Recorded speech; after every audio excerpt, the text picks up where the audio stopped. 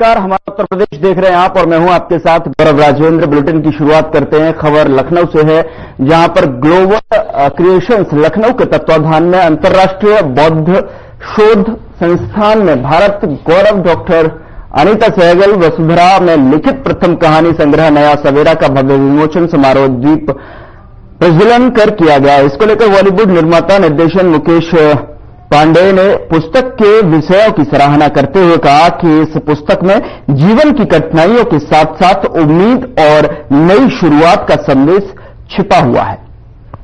नया सवेरा वास्तव में साहित्य के क्षेत्र में एक नई सुबह की तरह है। विमोचन कार्यक्रम में बॉलीवुड हास्य अभिनेता संजय मिश्रा, फिल्म निर्माता निर्देशक अभिनेता सिद्धार्थ नागर, फिल्म निर्देशक मुकेश पांडेय, न्यायमूर्ति सुधीर सक्सेना सहित कई फिल्मी हस्तियों के साथ साथ बहुत से जाने माने साहित्यकार उपस्थित रहे।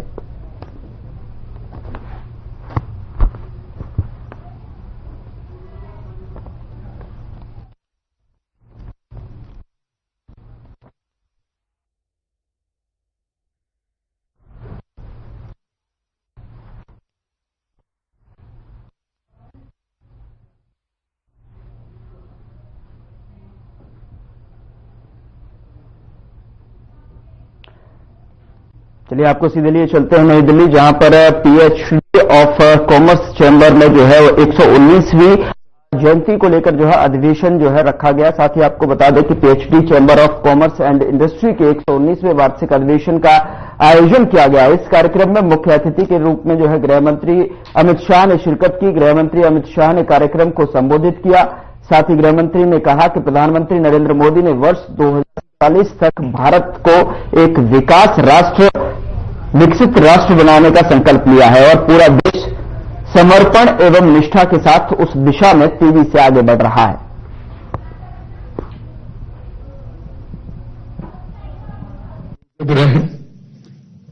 टाटा समूह का नेतृत्व करना ही अपने आप में एक बहुत बड़ी बात होती है, परंतु उन्होंने टाटा समूह का नेतृत्व ऐसे समय में संभाला जब टाटा समूह को अनेक प्रकार के परिवर्तन करना जरूरी थे और धैर्यपूर्वक बारीकी से अध्ययन करके टाटा समूह के सारे उद्योगों को और काम करने की पद्धति को दोनों को उन्होंने परिवर्तित किया और पहले की तरह आज भी टाटा समूह भारत के उद्योग जगत में एक ध्रुव तारा बनकर है।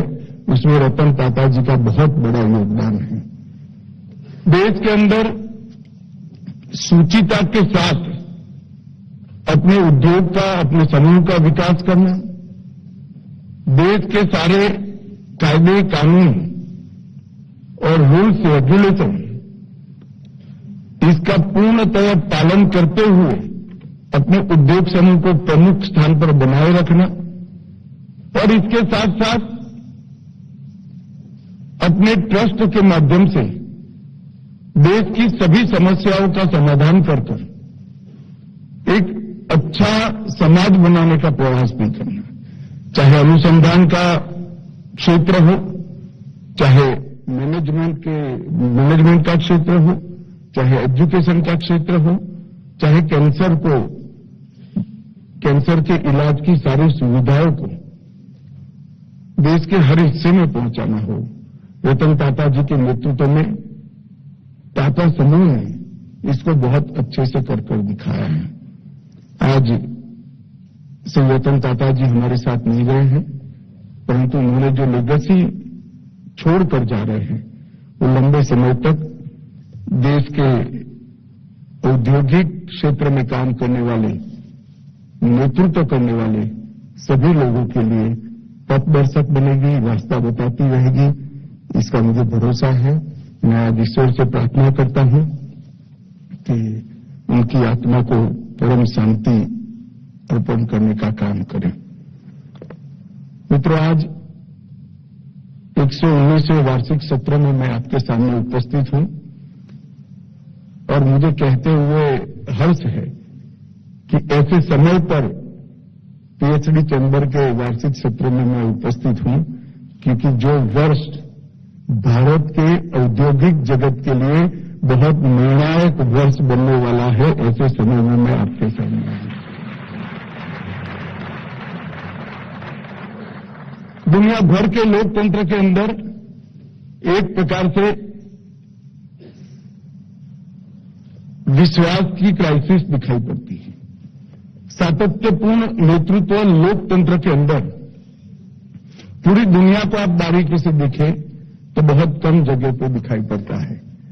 और मोदी जी पहले सीएम और फिर पीएम 23 साल तक लोकतांत्रिक तरीके से जनता का विश्वास जीतकर फिर से एक बार प्रधानमंत्री बनकर आए।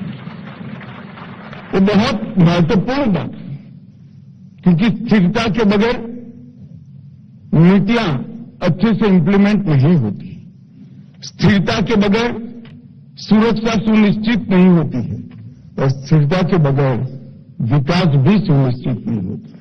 स्थिरता ही है जो नीतियों में भी सातत्य लाती है, स्थिरता ही है जो विचारों में भी सातत्य लाती है और स्थिरता ही है जो विकास में भी सातत्य लाती है।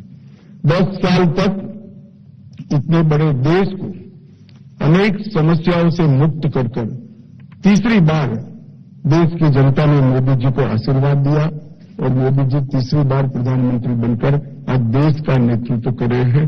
हम सबके लिए बहुत आनंद का विषय है। आज आपने थीम लिखा है विकसित भारत 2047 के रेफरेंस में उन्नति के शिखर की ओर अग्रसर।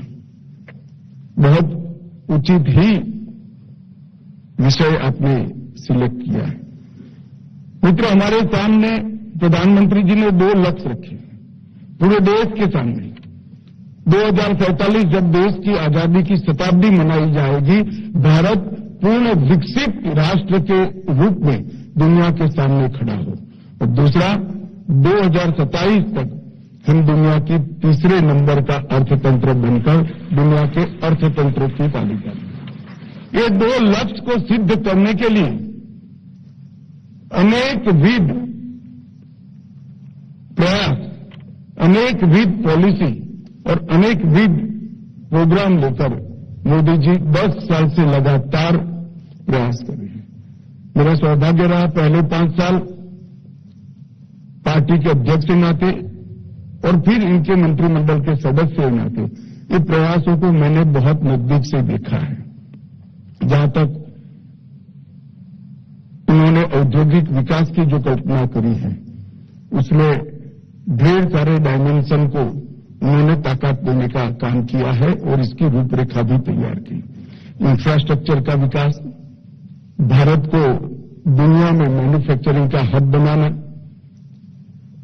इन्वेस्टर फ्रेंडली इकोसिस्टम खड़ी करना, स्किल वर्कफोर्स का निर्माण करना, रिसर्च एंड डेवलपमेंट अनुसंधान को प्रोत्साहन करना, एडवांस कंप्यूटिंग टेक्नोलॉजी जैसी सभी टेक्नोलॉजिकल क्षेत्रों में इमर्जिंग टेक्नोलॉजी में भारत को पायनियर बनाना, डीप सी और मैरीटाइम इकोनॉमी और अंतरिक्ष, इन तीनों क्षेत्रों में नई शुरुआत करना और कई सारे इमर्जिंग सेक्टर, ग्रीन हाइड्रोजन से लेकर ईवी तक, ये सारे सेक्टर में आज से ही भारत पायनियर लीडर बने, इस प्रकार की नीतियों का निर्माण करना। ढेर सारे काम एक दूरदर्शी नेता के रूप में उन्होंने किए हैं, पॉलिसियों का निर्माण भी किया है और पॉलिसियों को इम्प्लीमेंट करने के लिए जो सातत्य चाहिए वो सातत्य का भी परिचय किया है। मैं आज पीएचडी चैम्बर के सामने आया हूं तब कहना चाहता हूं कि चैम्बर बिजनेस कम्युनिटी और सरकार के बीच की कड़ी होता है। सरकार की योजनाओं को और सरकार की नीतियों को और सरकार के विजन को जमीन तक पहुंचाना और इंडस्ट्री की समस्याओं को सरकार तक पहुंचाना, एक ब्रिज बनाने का काम पीएचडी चैम्बर ने आगे आने वाले समय में करना है। परंतु ये 10 साल में हमने काफी कुछ अचीव किया है। 10 साल में दुनिया का सबसे लंबा हाईवे टनल आज भारत में है। विश्व का सबसे ऊंचा रेलवे ब्रिज भारत में है। मुंबई के ट्रांस हार्बर लिंक, मैं अभी ही मुंबई गया था, विश्व भर के इंजीनियर्स इसका स्टडी करने के लिए आते हैं। और कोलकाता की अंडर वाटर मेट्रो, ये सारे इंफ्रास्ट्रक्चर के अजूबे ये 10 साल के अंदर भारत में निर्माण होने का काम किया है। अंडमान निकोबार और लक्षद्वीप में समुद्र के नीचे बिछी ऑप्टिकल फाइबर से दूर दराज के क्षेत्र में कनेक्टिविटी लाकर वहां पड़ी हुई सभी बिजनेस अपॉर्चुनिटी का दोहन करना और सुरक्षा की दृष्टि से भी वो द्वीपों को मजबूत बनाना। चंद्रमा पर शिव शक्ति पॉइंट पर जब तिरंगा फहरता है, कोई ही भारतीय होगा जिसका गर्व, हृदय गर्व के न भर गया है। सागरमाला परियोजना से देश के अविकसित रहे हुए सारे क्षेत्र को रोड का जाला बुनकर जोड़ना, वंदे भारत एक्सप्रेस का जाला बुनकर देश में सुविधापूर्ण यात्रा का एक नया एवेन्यू खोलना, सेमीकंडक्टर मैन्युफैक्चरिंग से भले लेट हो गए हो मगर हमारी जरूरियातें पूरी कर पूरे विश्व भर की जरूरियातों को पूरा करने की दिशा में आगे जाना, इलेक्ट्रिक वाहनों में एक नई क्रांति लाना, एफडीआई को रिकॉर्ड स्तर पर ले जाकर विश्व का 4थे नंबर का हमारा फॉरेस्ट का भंडार बनना, ये बहुत बड़ा अचीवमेंट है। एक जमाना था जब हमने, आज तो सोचने में भी कमी आ रही है कि फॉरेक्स की कमी के कारण देश का सोना गिरवे रखना पड़ा था।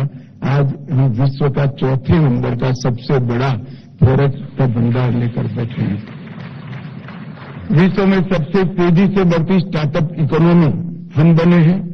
विश्व की सबसे बड़ी डिजिटल पेमेंट सिस्टम हमने सफलतापूर्वक लॉन्च की है और आज विश्व के कई देश इसको स्वीकार कर रहे हैं और कोऑपरेटिव बेस पर विश्व की सबसे बड़ी अन्न भंडारण की योजना भी इसी देश में 10 साल में ही मोदी जी लेके लाए। फूड सिक्योरिटी से लेकर हेल्थ सिक्योरिटी तक सभी आयामों को हमने कवर किया है और एक प्रकार से आने वाले 25 साल में हर क्षेत्र में विश्व में भारत सर्वप्रथम हो, इसकी नींव डालने का काम ये 10 साल के अंदर मोदी जी के नेतृत्व में भारतीय जनता पार्टी की सरकार में हुआ है। एक विजन, एक्सपीरियंस और कमिटमेंट, ये तीनों का सुभग मिलन एक व्यक्ति के अंदर होता है और वो व्यक्ति देश का प्रधानमंत्री होता है तो कितना फायदा देश को होता है, ये इसका उदाहरण है। अभी अभी जब मोदी जी के 23 साल पब्लिक ऑफिस में समाप्त हुए, मुख्यमंत्री और प्रधानमंत्री के कार्यकाल के 23 साल हुए, मुझे ढेर सारे लोगों ने, विश्व भर के ढेर सारे पत्रकारों ने इंटरव्यू के लिए कहा था। मैंने कहा भाई संभव ही नहीं है, आपके आधे घंटे के इंटरव्यू में ये 23 वर्ष की जो तपस्या है इसका वर्णन ही नहीं हो सकता। आप सेक्टर बाय सेक्टर स्टडी कर अपने आप बनाइए तो ही कुछ इसका न्याय हो पाएगा। मित्रों, हम लोकतांत्रिक देश के अंदर जीते हैं। लोकतंत्र में जनता ही तय करती है कि सरकार का सुकान, सरकार की लीडरशिप किसके हाथ में होना चाहिए। और जब तक हम कंपेरेटिव स्टडी नहीं करते हैं, सही मूल्यांकन नहीं कर सकते, क्योंकि कमियों बगैर का समाज, कमी बगैर की परिस्थिति बनाना असंभव है। कितना भी कर लो, कुछ ना कुछ तो कमी रह ही जाएगी और मानव स्वभाव है जो कमी है उस पर ही हमारी नजर जाती है। आपके पास जो कमी बच जाती है वही हमें खलती है, जो मिल गया इसका संतोष करने की मानसिकता कम होती है, मानव का स्वभाव है। इसलिए जब तक कंपेरेटिव स्टडी नहीं करते हैं तब तक हमने क्या पाया है इसका सही आकलन नहीं हो सकता। मैं इसलिए बड़े तटस्थतापूर्वक 2014 और 24 की देश की स्थिति को मैं लिख कर आपके सामने लाया हूं और एक कंपैरेटिव है। कंप्यूटर पर सारे आंकड़े उपलब्ध हैं, सब साइटों पर, आप भी इसका स्टडी कर सकते हो। मगर सोचने का तरीका जब तक कंपैरेटिव नहीं करते हैं तो हमारे अचीवमेंट हमें नहीं दिखते हैं, कमियां ही दिखनी है। और निर्णय सही करना है तो अचीवमेंट को भी काउंट करना होगा और जो कमी रह गई है उसको पूरी करने के लिए नए सिरे से संकल्प करना पड़ेगा। मगर सारे अचीवमेंट को हम दरकिनार करके सोचेंगे तो आगे नहीं पड़ेगा। तो मैं मेरे पास भी आज टाइम की कमी है, मुझे तुरंत निकलना है, मगर मेरा आप सबसे रिक्वेस्ट है, मेरी बात ध्यान से सुनिएगा। एक कंपैरेटिव स्टडी है तो शायद आपको भी कंपैरिजन करने के लिए काम में है। 14 साल पहले सभी अर्थतंत्र पर लिखने वाले पत्रकार लिखते थे कि हमारे देश को पॉलिसी पैरालिसिस हो गया है, नीतियां नहीं बनती है, हेफाजत करते हैं। मोदी जी ने पॉलिसी पैरालिसिस को समाप्त कर ढेर सारी नीतियों का सृजन कर पॉलिटिक्स ऑफ परफॉर्मेंस को एस्टैब्लिश करने का काम 2024 में करा है। कोई क्षेत्र ऐसा नहीं है जहां स्थायी नीति का निर्माण नहीं हुआ। पहले भारत को फ्रेजाइल 5 में गिना जाता था, अब IMF हमें वैश्विक अर्थव्यवस्था में ब्राइट स्पॉट कर भारत को बार बार गिनाता है। इंफ्रास्ट्रक्चर के नाम पर केवल कुछ अटल जी ने शुरू की हुई सड़कें थी, आज इंफ्रास्ट्रक्चर के अंदर जोजिला टनल से लेकर चेनाब का रेल ब्रिज और बोरीवली का आसाम का ब्रिज हम सबके सामने खड़ा है। डबल डिजिट इन्फ्लेशन हुआ करता था, आज हम विश्वास के साथ डबल डिजिट ग्रोथ के दिशा में आगे बढ़ रहे हैं। कई सालों से हमारा ग्रोथ रेट G20 देशों में सबसे ज्यादा है। भारत से निवेशकों का भरोसा उठ चुका था, आज भारत मैन्युफैक्चरिंग के लिए एक अच्छा डेस्टिनेशन बन चुका है और 2021-22 में $85 बिलियन का रिकॉर्ड FDI प्राप्त करने में भारत ने सफलता हासिल की। इंटरनेशनल रेटिंग में भारत नीचे से टॉप कर रहा था और आज डिजिटल पेमेंट जैसी कई क्षेत्रों में मैं बाद में बताऊंगा हम टॉपर हैं, पहले नीचे से टॉप कर रहे थे। 12 लाख करोड़ के घपले घोटाले भ्रष्टाचार हुए थे। 10 साल में एक भी भ्रष्टाचार का आरोप हमारे विरोधी भी हम पर नहीं लगा पाए हैं। ये हमने पारदर्शी सरकार का एक नमूना पेश किया है। आतंकवाद, बम धमाके, नक्सलवाद इस देश के लिए नासुर बन चुका था। आज हम विश्वास के साथ कह सकते हैं कि कश्मीर हो, वामपंथी उग्रवाद हो या नॉर्थ ईस्ट, हमने आतंकवाद को 200 गज जमीन के नीचे दफन करने में सफलता प्राप्त की है। ईज ऑफ डूइंग बिजनेस में हम 142 नंबर पर थे, आज हम 63वें नंबर पर है और मुझे पूरा विश्वास है बाकी सारे जो पैरामीटर्स हैं वो भी तुरंत हल हो सकते हैं, मगर हमारे देश की स्थानीय इंडस्ट्री को भी हमें बचाना पड़ेगा। पूरी बैंकिंग प्रणाली चरमरा गई थी, सच्ची बैलेंस शीट बैंक रख नहीं पाते थे। आज बैंकिंग सिस्टम को 2023-24 में सरकारी बैंकों को 1.40 लाख करोड़ का मुनाफा हुआ है। ये बताता है कि बैंकिंग सिस्टम कितनी मजबूत करनी है। मैं इसलिए कह रहा हूं कि जब तक हम कंपैरेटिव नहीं देखते हम स्थिति का मूल्यांकन नहीं कर सकते। उस खाली में इंडस्ट्री की बात नहीं करता। हर क्षेत्र में नई नीतियां आई है, नीतियों के आधार पर देश आगे। अगर देश को आगे बढ़ना है तो इस देश की एजुकेशन पॉलिसी नई होनी चाहिए, तो हम नई एजुकेशन पॉलिसी लेकर आए जिसमें हमने हमारी धरोहर को समाहित करते हुए हमारी एजुकेशन पॉलिसी को ग्लोबल बनाया है। इस प्रकार से हर क्षेत्र में हम नई पॉलिसी लेकर आए और GST हो, डिजिटल इंडिया हो, भारतमाला हो, सागरमाला हो, PM गति शक्ति हो, स्टार्टअप इंडिया हो, कई सारे इनिशिएटिव में 4 और थे देश को आगे ले जाने का काम किया है और इसका ही परिणाम है कि कई सालों से हम G20 देशों में सबसे हाईएस्ट ग्रोथ रेट के साथ हम आगे बढ़ रहे हैं। वोकल फॉर लोकल की बात हो, मिनिमम गवर्नमेंट मैक्सिमम गवर्नेंस का जब मोदी जी ने मंत्र दिया लाल किले की प्राचीर से, मुझे याद है टाइम्स ऑफ इंडिया ने आर्टिकल लिखा था कि मोदी जी बाकी सब कुछ कर पाए हो, ये कर पाएंगे या नहीं कर पाएंगे इसका सवाल लोगों के मन में है। वो ठीक ही लिखा था उन्होंने, बड़ा कठिन काम था, मगर हमने 2000 अप्रचलित कॉलोनियल कानूनों को समाप्त किया है और 39,000 से अधिक कंप्लायंस को अनेक क्षेत्रों में समाप्त कर दिया है। पिसमिल होता है, आपको दिखते नहीं है। सिर्फ कंपनी एक्ट को स्टडी कर दीजिएगा, कितनी जगह से क्रिमिनल प्रोविजंस को हटा दिया गया है, कितनी जगह से कंप्लायंस को समाप्त कर दिया। 39,000 कंप्लायंस खत्म करें हर क्षेत्र के अंदर। पहले कोई बच्चा अपने इनकम का सर्टिफिकेट तहसीलदार के वहां से लाता था, मोदी जी ने कह दिया मेरे नागरिक पर मुझे भरोसा। तो आप देख रहे थे केंद्रीय गृह मंत्री अमित शाह को, जिन्होंने 119वें सत्र का आयोजन हो रहा था, जहां पर पीएसटी चैंबर्स ऑफ कॉमर्स में गृह मंत्री अमित शाह जो है संबोधित कर रहे थे। साफ तौर पर उन्होंने यहां पर जिक्र किया कि किस तरीके से वो जो है अभी भी गंभीरतापूर्वक जो है इस भाषण, इस संबोधन के लिए जो है उन्होंने अपने हाथों से खुद जो है किस तरीके से संबोधन को लिखा है और 2014 से लेकर 2024 के बीच में कंपेरेटिव करके जो है किस तरीके से सफलताओं का आयाम और नीतियों को पहुंचाने का और सफलताओं को जिस तरीके से सरकार यहां पर लेकर साथ चल रही है उसको लेकर उन्होंने जिक्र किया।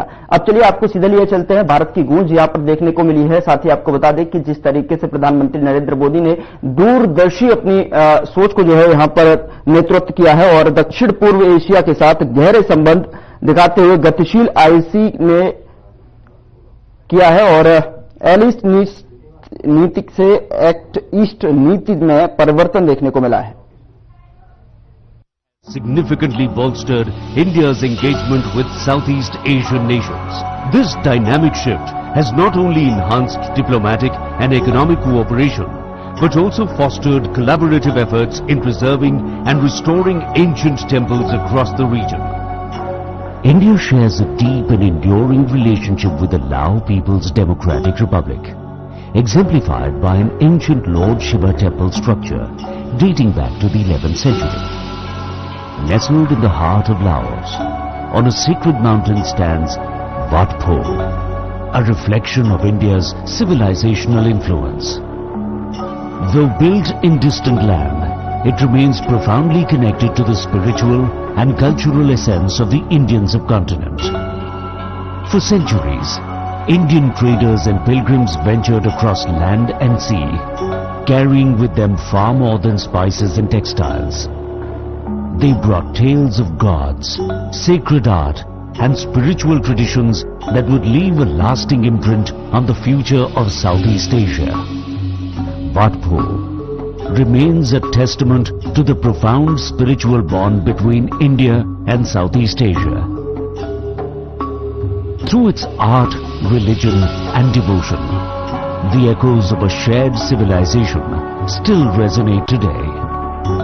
As time progressed, India's influence endured.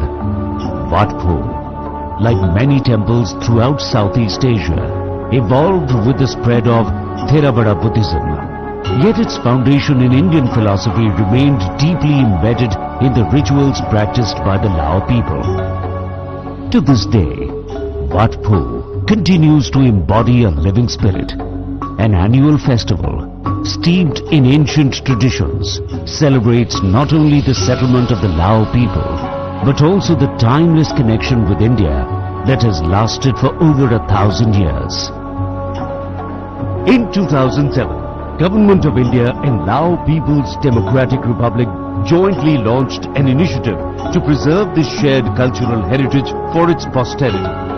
The Archaeological Survey of India has been actively involved in the conservation of this UNESCO World Heritage Site for the last 15 years as per the conservation principles and in close coordination with UNESCO's expert advisory group and active participation of local artisans and craftsmen. This rich history of cultural exchange laid the foundation for the preservation efforts that continue today.